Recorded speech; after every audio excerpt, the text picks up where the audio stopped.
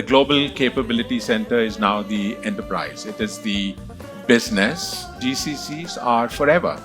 If a company establishes a GCC, it would exist for the next 1,000 years. What do you think are the 2 or 3 key policy or tax changes or impetus or improvements you would want? For the next phase of growth, we have to obviously simplify the regulatory and the tax regime. We find that it's old age tax rules trying to be applied to new age business models. You have private limited company and you have LLP. Why not something.GCC? It's not about cost anymore.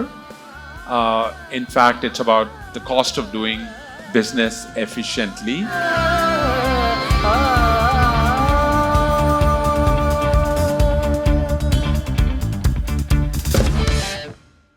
Just jumping straight into the chat, Lalit, you've been someone who's seen the growth of what we now call global capability centers from close quarters. You've set up so many, you've been advisors to so many. How would you describe the growth decade after decade if we were to start from the 90s? How would you say the whole sector has evolved and where has it reached now? Yeah. So the global capability centers have continued to mature and evolve over the years. Started off with a very simplistic notion of an own service delivery capability.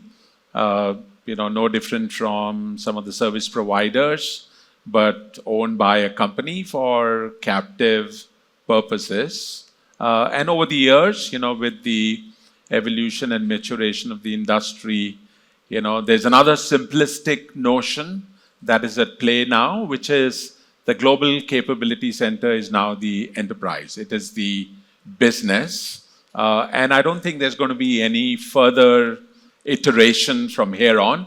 I think we've reached the summit. And if there was any notion of versioning of global capability centers, and if where we started was, version 1.0, I guess we are at 8.0 today. And what 8.0 really means, a global capability center is the enterprise. You have global leaders, they have functional responsibilities. They influence or own business outcomes. Effectively, the company has now come to India lock, stock and barrel, in disguise of a global capability center. One thing I want to call out is with this evolution and maturation, I guess the concept of global capability center in some ways understates, the power and the potential of what these centers are delivering for their, parent enterprises. I mean, they are the next, they are the new, they are the tomorrow of these companies. And from that perspective, they represent the future of, businesses and industries and, specific organizations. No, that's very interesting, Lalit. You talked about companies sort of almost moving lock, stock, barrel now to India. And I think the narrative from being BPO and KPO and IT and ITES is now focused on the word capability. Without names, if I were to ask you of examples where you think there are global companies where the sort of India capability or the India contribution to the global organization is actually greater than the rest of the world, would you have a few examples to give? Yeah, I would say there's some level of universality around certain capabilities residing out of the global capability centers. For example, if you look at digital, much of digital for traditional, Fortune 500 word, or for that matter, Forbes 2000 is now being driven out of the global capability center. Similarly, if you look at advanced data sciences or, AI, ML, that's another area where we see much of or majority of the human horsepower residing out of these global capability centers. And we're just at the beginning. As we, if you see the next 10 years, more of a crystal ball kind of a prediction, much of some of the futuristic deep tech is going to be residing for the enterprises out of the global capability centers. So that's interesting. And you talked about the Fortune 500 and Forbes 2000. But if you really look at the landscape, it's sort of quite dominated by the larger US companies. We haven't seen the next tier US companies in larger numbers coming in. We haven't seen companies from Europe as much, Japan, Australia. What do you think it will take to convince the next rung of companies or to go wider beyond just the US and give them the confidence and comfort to set up their capability centers in India? Yeah. I mean, in some ways, that bus is already in motion. Global capability centers are now industry location of domicility and size agnostic, right? So you could be located anywhere in the world, you could be from any industry, and you could be of any size. So it all started off with the Fortune 100 and went to Fortune 200, 500 and the Forbes 2000. But the fact remains that there are only 2,000 Forbes 2000 companies, right? So from a market perspective, it's literally bottomless, and it's now opened out to any company, as small as maybe $50 million in revenues, right? So when you look at a company $50 million and above, you're talking of maybe 1 million companies, right? And many of these companies are facing some of the similar challenges as the large enterprises. They're going through a digital disruption. They're trying to make sense of AI. They are on a journey to cloud. They need access to very different kind of talent to drive their growth and transformation agenda. And for some of the smaller companies, outsourcing is not an option. Sometimes they need people in onesies and twosies, and that is not of interest to the traditional outsourcing industry. And plus, of course, they are building products and IP that cannot go out, the four walls of a company. So from that perspective, we're seeing a lot more coming now from the mid-market, from some of the smaller companies, from venture-backed startups, from private equity portfolio companies. It's all about speed to market. It's about access to talent that will give them scale and certainty around growth.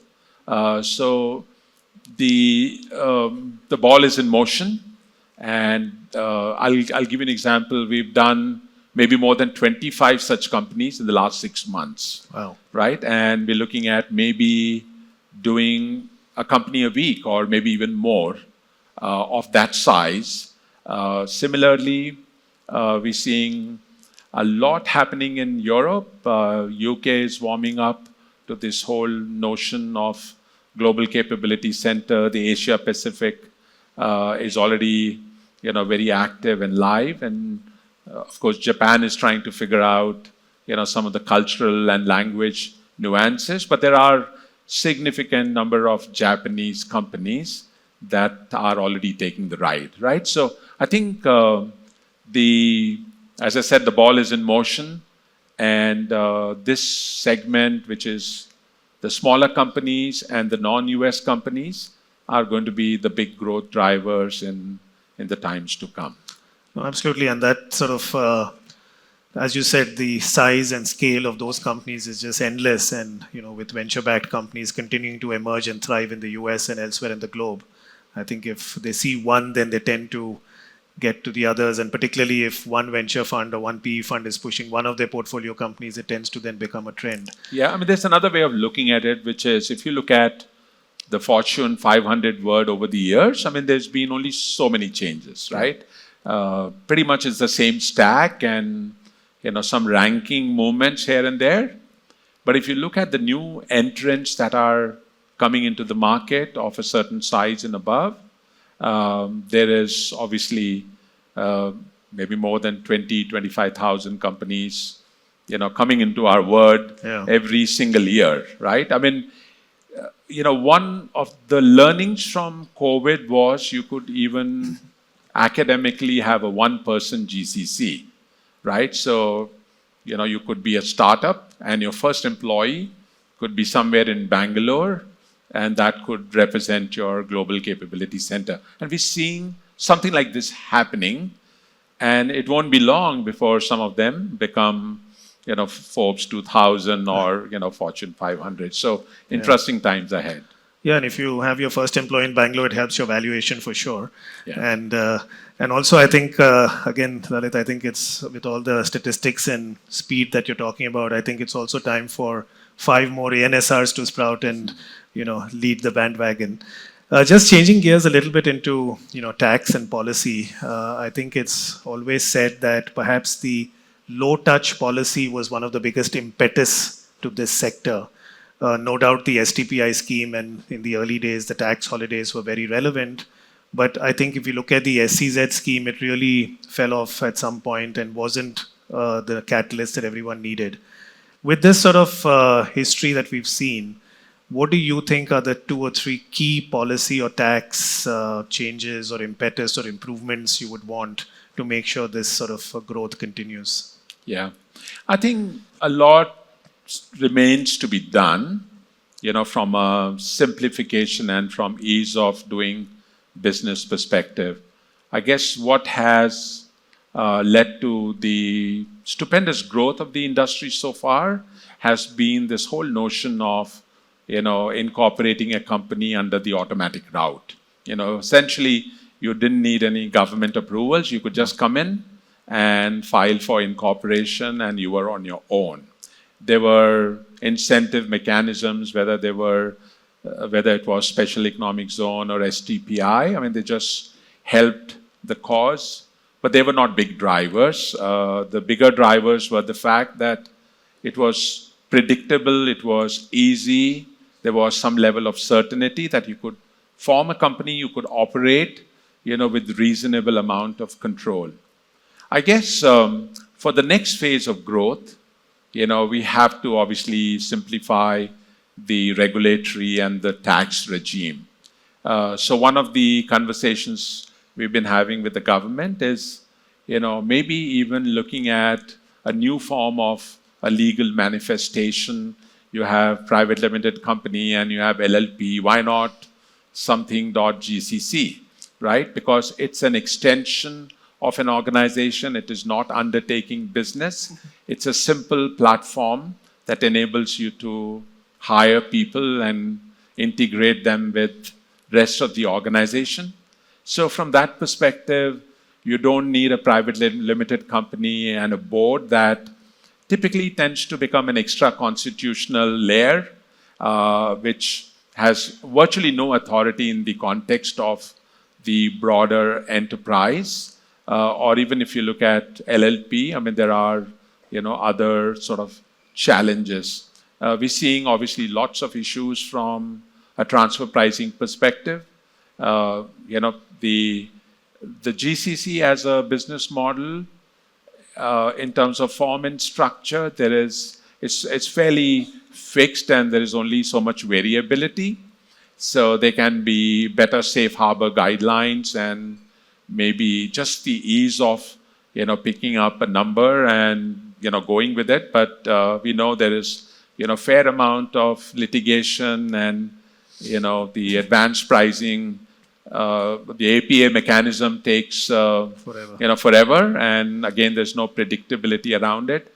So I guess it's kind of a little bit paradoxical that on one hand, we're looking at GCCs becoming one of the key pillars for the Viksit Bharat 47, strategy. On the other hand, from an overall regulatory perspective, it's getting more complex. And it's becoming more complex because GCCs are undertaking work which is sophisticated, complex, impactful, and therefore any form of transfer pricing, gets challenged, by the income tax authority. So we're seeing, fair deal of discontentment in terms of, the inaction by the regulators in not simplifying what it would take to bring in more GCCs. I mean, just to give you a sense of what it does to a GCC, it adds months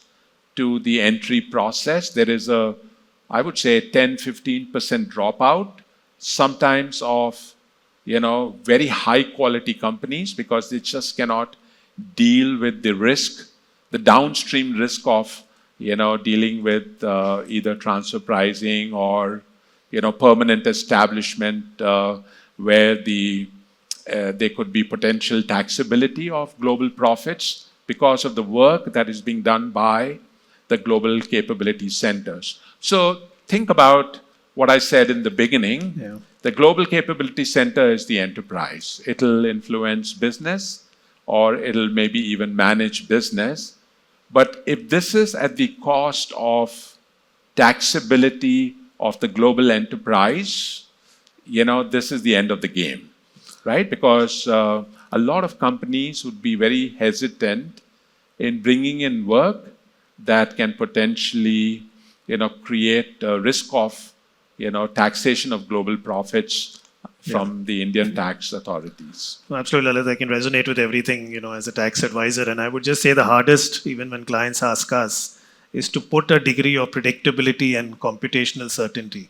Right. Right? It's just so hard, even if they're willing to take the risk, they want to know what's the dimension of the risk, what's the best case and what's the worst case, and it's just impossible. And I think not particularly unique to this sector. I think in most situations, we find that it's old age tax rules trying to be applied to new age business models. Yeah, I think the overall benefit and impact of GCCs on the broader social and economic development has still not sunk in. Yes. I mean, think about the fact that the mortality rate of GCCs is extremely low, less than 1%, and GCCs are forever. If a company establishes a GCC, it would exist for the next 1,000 years, right? They'll become historical manifestations. So they would have endless contribution to our economy, and therefore it is in our interest to bring about significant simplification. And we're seeing some level of competition coming in from other far shore and near shore locations because they are beginning to get a sense of the loopholes that we have in our environment, and consequently they're taking advantage of it. Well, absolutely. And I think as we were speaking earlier, it's not just a direct employment, it's a 10x indirect employment that everyone needs to keep in mind before trying to go and catch the golden goose. Right. And just on jumping again into talent and people, again, I think it's no secret, Lalit, that it was the engineering colleges in the 70s and 80s in Bangalore that made Bangalore become the center of the then tech revolution. But just given the massive scale that you've been speaking about, do you think there's enough talent that India is building to cater to this, which is now a higher end solutioning needed? You talked about the various skills that are coming in. It's not just call centers anymore, and not that call centers are unimportant because they've themselves transformed. But just at a macro level, do you think there's enough talent emphasis at different grassroots levels to create the supply needed? Yeah, so the answer is a no. So I guess two sides to the coin. We're looking at an extrapolation of where we are as an industry and where we could go. So there's a lot of 2030 data out there, maybe millions of new jobs being created in addition to, I guess, 50 to 70 billion of additional revenues that will come in, let's say, in the next 5 years or so. And it also means because of some level of linearity of how this industry grows, there is dependence on talent. You need that kind of talent to be brought into the industry. GCCs are moving up the value chain. So they're not doing the work they did 10 years back. They are doing more core foundational strategic work, which requires talent of 3 dimensions. You definitely require much higher level of skill sets. So whether it's technology or business, you've got to be a lot better. You're potentially powering a large Forbes 2000 enterprise, or even if it is a mid-market or a smaller company, the work that is being undertaken is fairly complex and sophisticated.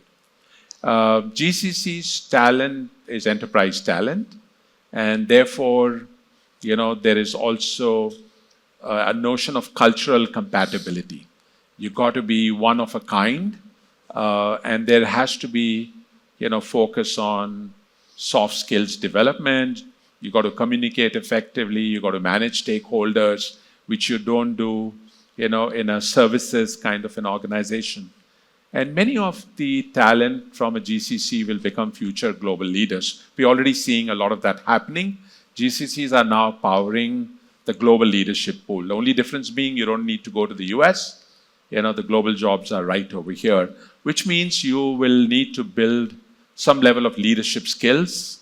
So therefore, our academic infrastructure needs to step up to bring in some notion of culture and leadership as part of the broader education, besides significant, upgradation to the curriculum, so we are more AI enabled and, more, digital friendly in that sense.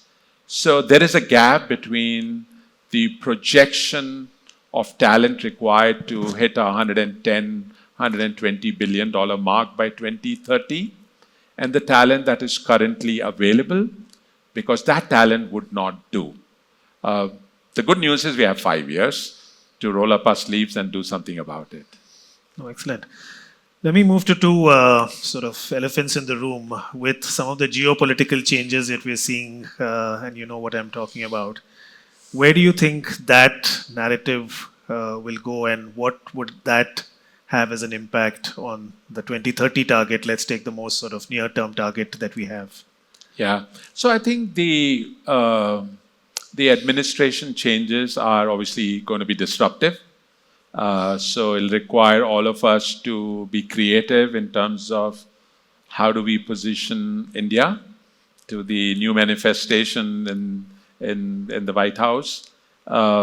I guess in some ways the bus has already left the station, right? So we know that there are companies that are hugely reliant on their GCCs just to keep lights on and to reimagine their tomorrow. I guess compared to the broader outsourcing industry, GCCs have a slightly better optics. It is about enterprise talent, it is about employees of US corporations, and it is accessing, precious resources that are in scarce supply in the US, right? So I guess it requires a lot of lobbying, it requires a lot of perception management, it cannot be taken for granted. There are promises that have been made during the whole election process that will come in the way in a business as usual manner. So, this is where the government and the industry bodies need to step up and be very proactive around, creating a conducive, corridor for continued growth of the industry. I guess anything disruptive is going to slow down, and which is obviously, which would mean some of the numbers are not going to be met. So I guess two parts to the story. One, a lot of water under the bridge. A lot has already happened, so not easy to, reverse the momentum. But at the same time, we'll see friction, we'll see disruption, we'll see some rhetoric, and that'll need to be managed. But it's not difficult because ultimately it's providing access to, the best form of natural resource, which is the human resource, to these American companies. Yeah, I guess it's trying to stay clear of the noise and staying focused and let the lobbying partners do their job. But again, just going on the talent part, Lalit, and I know you and I have spoken about this in the past. One of the, for want of a better words, criticism of the whole GCC ecosystem is that we have our own countrymen building world-class products for American companies, right? Whether it's the chip or, a solution or anything else. But we still don't have enough innovation coming from India for India or, from India for the rest of the world, right? We are building the best for the global companies, but why aren't we putting the same level of rigor and innovation when it comes to our own product and service companies? Yeah. No, that's a great question. And, like they say, there was then and there's now. Times have changed. We are obviously making a comparison to, let's say, 2 decades back when, we were a more service oriented economy. We had talent that was trained to work in a different way. There wasn't, easy access to risk capital. We did not have proven business or domain capabilities. And in some ways, thanks to GCCs, we are solving complex technology and business problems for other companies who are themselves beginning to build products, even though some of the products are more for captive purposes. The investment thesis and climate is changing significantly. So from traditional B2B SaaS, as an example, a lot more capital is now available for B2C kind of startups, and we are beginning to see some interesting offshoots. If you look at Freshworks, if you look at Zerodha, if you look at Postman, is a great example. We are beginning to produce world-class products. We have the talent, we have the capital, we have the regulatory environment for IP, protection. There is focus on filing patents and on IP creation, and we have the talent pool, right? We have possibly the largest talent pool around AI, ML anywhere in the world, which is going to power the future of what the product landscape is going to look like. So I'm very optimistic about what next 5 years is going to look like. This is a long gestation cycle. This is similar to how the pharmaceutical industry works, right? You got to envision a product. It takes forever to build. The go-to market is a long process. But again, there is great momentum in the market, and I think this is going to be another growth pillar for India, and GCCs will play a big role in producing that talent. Absolutely, it takes a lot of time to build the tech that delivers our products in 5 minutes, but Right. and no discussion, Lalit, can be complete without AI. And I know you just spoke about AI and ML. So is that going to widen and increase the growth of GCCs, or will it cause a sort of temporary slowdown, in your opinion? So I think a little bit of wait and watch. I think AI is still a solution in search of a problem, right? It's different from anything else we've seen in our lifetime. We know it'll impact everything in a very profound manner, but there is still lack of large-scale industrialized implementations or use cases of AI. I think the technology is maturing. There are complex legal issues around, IP and data that you may not know where it is being sort of scrapped from. So, early days, it'll move very rapidly. We are in touch with majority of the Fortune 500 companies. We know, they have like a third eye almost focused on, everything AI. So I guess companies have provision for adequate, financial resources, management commitment. If when the AI wave comes, they will invest big time. But nothing out there that is earth-shaking. It'll take away, as we know, routine, commoditize, jobs, customer service is, I guess, another 2-3 years before it completely goes away. If you look at some part of content creation, it is the next potentially bigger target. A lot of companies are experimenting with even writing code. So it'll impact, obviously, the huge services industry and the software engineering, which is a big part of our overall growth story. Yeah. But I guess it's still a while away. No, great. I don't want to be selfish, being the only one asking questions, so maybe I'm just going to open it up. Yeah, yes, sir. Is GCC is a sort of a reversal of roles of scale. What is started as a wave of things moving into India, large IT companies taking over. Now, the same set of customers who gave business to large IT companies are saying, I set up my own cabinet. Is it some sort of like scale reversal? You heard that, Lalit? Yeah. So, for some time we saw the pendulum swing from one end to the other.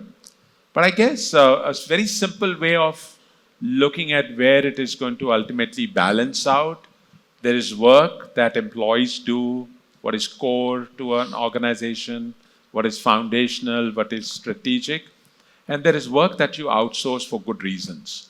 Technology no longer is something that companies outsource, because it is, become more of a foundational function. So there's going to be some level of disruption in terms of what gets outsourced and what stays within the company. It'll impact scales, but not everything that was outsourced will now come into a GCC. I mean, GCCs will continue to keep their focus on what is important for an organization and continue to use the service providers in areas that are not intrinsically important for an organization. You had a question. Yeah, good evening. Thank you for the very insightful talk about the GCC. With now OECD pushing for the global minimum tax, and India, as a matter of time, will have to adopt 15% probably would be the tax rate, and neighboring countries being far more cost effective in terms of services, and they're still not under OECD.